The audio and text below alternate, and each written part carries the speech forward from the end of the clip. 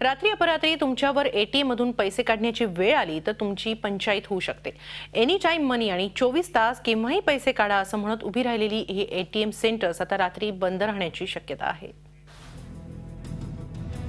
मुंबईत रात्री मध्यरात्री तुमच्यावर एटीएम मधून पैसे काढण्याची वेळ आली तर पैसे मिळतील की नाही याबाबत आता शाश्वती नाही।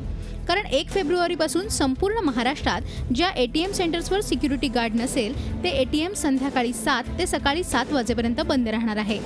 सगळ्या बँकांनी एटीएम सेंटर्सना 24 तास सुरक्षा पुरवावी असे आदेश महाराष्ट्र सरकारने 1.5 महिना आधीच दिले होते, पण बऱ्याचशा बँकांनी योग्य उपाययोजना केलेल्या नाहीत। महाराष्ट्रात जवळपास 15,000 एटीएम सेंटर्स आहेत, त्यापैकी 20% एटीएम सेंटर्समध्ये पुरेशी सुरक्षा नसल्याने ती रात्री बंद राहण्याची शक्यता आहे।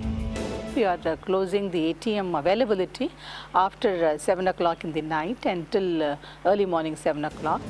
काही महिन्यांपूर्वी बंगळुरूमधल्या एटीएम सेंटरमध्ये महिलेवर हल्ला झाल्याचा धक्कादायक प्रकार घडला होता।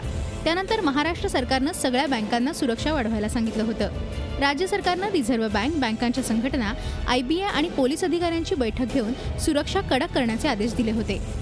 एटीएम सेंटर्सवर शस्त्रास्त्रांसह सिक्युरिटी गार्ड 24 तास तैनात करावा। प्रत्येक एटीएम सेंटरमध्ये आत आणि बाहेर सीसीटीव्ही लावण्यात यावेत। त्या सीसीटीव्हीचं फुटेज किमान 90 दिवस डिलीट करू नये। एटीएम सेंटरच्या दरवाजांवरची पोस्टर्स हटवावी।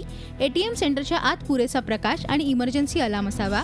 यासह बँकांचे एटीएम सेंटर्स एकाकी ठिकाणी असू नयेत अशा सूचना सरकारने दिल्यात। बँकांच्या म्हणण्यानुसार हे सगळे उपाय होण्यासाठी बराच वेळ लागेल।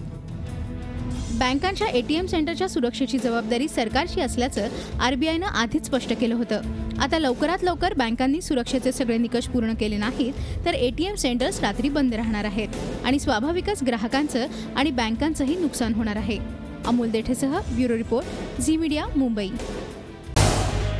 झी 24 तास रहा एक पाऊल पुढे।